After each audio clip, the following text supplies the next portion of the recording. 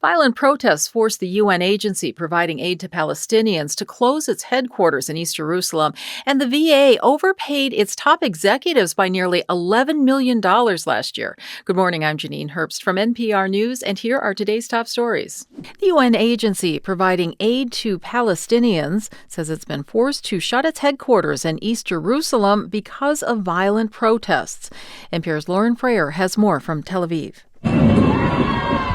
Video shot from inside the UN compound and shared online by UN employees shows protesters wearing Israeli flags as capes and chanting, "Burn down the UN."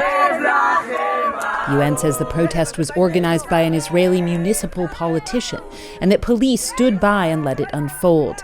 The head of the agency says at least 2 fires were set on the perimeter and that employees had to extinguish the flames themselves. He called the incident outrageous and said Israel has a responsibility to protect UN facilities.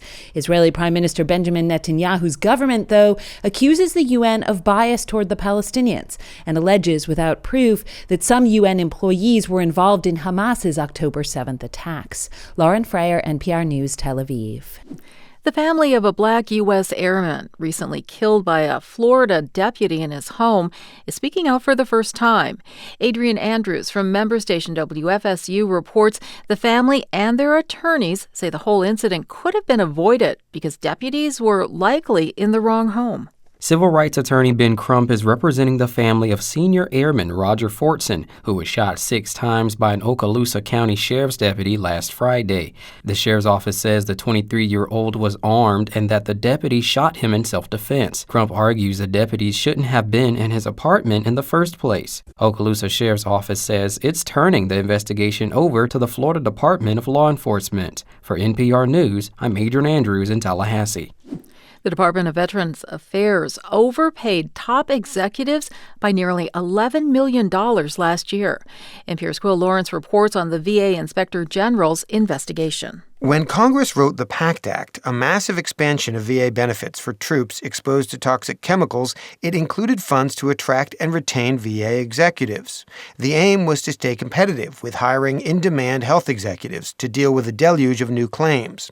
That was in 2022. But last September, according to an Inspector General's report, VA Secretary Dennis McDonough learned that nearly 200 VA executives in Washington got bonuses equal to 25% of their salaries. McDonough himself asked the Inspector General to investigate and ordered that the bonuses be paid back. VA says it's still recouping the money, but that no political appointees got bonuses. Republicans in Congress are demanding further investigation. Quill Lawrence, NPR News. This is NPR.